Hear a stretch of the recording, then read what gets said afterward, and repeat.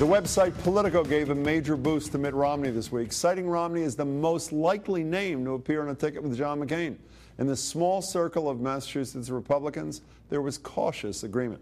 Pratt Thacker reports. Hi, how are you? One day after Politico.com, citing unnamed McCain sources, reported that Mitt Romney was the top choice for Senator John McCain's VP slot, Romney spokesperson Eric Fernstrom didn't go so far as to call the report baseless, instead lowering expectations and pitching Romney as a dedicated Republican fundraiser. One of the most popular parlor games in Washington these days is guessing who's going to be the next vice president.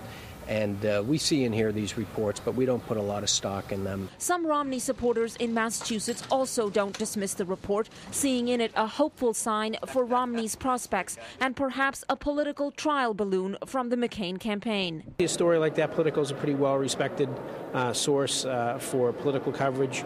I'm certain that there's some merit to it. It's definitely part of the process to see the feedback that you get from sort of your own allies, to see how the media would look at it, to see the speculation so you can anticipate that if this ultimately is the direction you choose to go, sort of what you can anticipate. Peter Torkelson, the Mass GOP chair, sees the report as more speculation than strategy, but adds the choice of Romney makes sense. If you look at it objectively, I mean, Mitt Romney, if he were to be chosen by Senator McCain, would certainly help in a number of states like Michigan, Colorado, Nevada, states that are in play, but all states that Mitt Romney won by a very large margin. Back with Seth Gitell and Charlie Chippy. I have to say, in my Nostradamus ranking, this is another one where I said not one chance in a million. This seems to be gaining big-time momentum. You can turn on national cable television some days. You see him talking for McCain more than you see McCain. Yeah. Is this real? Well, it's funny, Jim. Once again, you and I agreed. I thought that there was no way that this would happen either.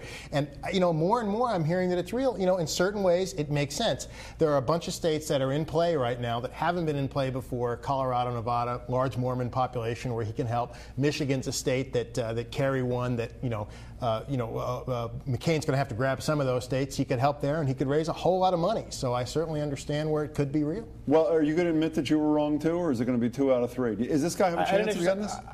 I really think it's unlikely given the intense dislike that McCain has from, real dislike. However, it's a very weak field of potential vice presidential candidates for the Republicans because you got the general crew that's just George Bush people, and then you have people who we don't really know about and are not that helpful. So given the fact that it's a weak field, Romney might be the best. Well, you also, when you talked about the financial disadvantage before, and you talked about Barack Obama being able to do something like a 50-state campaign, this guy, they're talking about in Politico that he could raise $50 million in 50 days, potentially. So the money, the states that get back in play, it seems to make more sense, frankly, than it ever did to me, not to mention the fact that there are a bunch of Lilliputians in a lot of ways in terms of the other possibilities, no? But also look at Romney's incredible energy. Through the campaign, even as it was waning, he seemed to pick up steam and do better and remain really rigorously on discipline. I mean, incredible message discipline with Romney.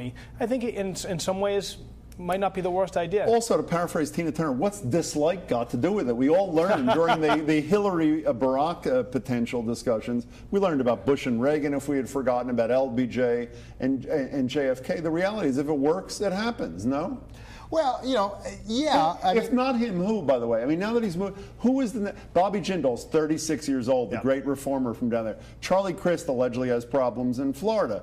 Tim Pawlenty, Minnesota. Who? I mean, who if not Mitt Romney? It's almost working through the back door. Yeah, but I don't know that necessarily the fact that they're not incredibly well-known is necessarily a negative, particularly when you have an older, well-known candidate at the head of the ticket. I mean, Jindal is 36 years old, but he's been in Congress. He's run big bureaucracies. He's the governor. I mean, I'm not saying that's the guy to pick, but I think that just because they're not as well known doesn't necessarily make that a negative. Okay, 30 seconds. Who's the Republican and the Democratic vice president? Don't hem and haw, Seth. Just tell me who they're going to be. I've been saying Pawlenty of Minnesota. Minnesota. How about on the Democratic side?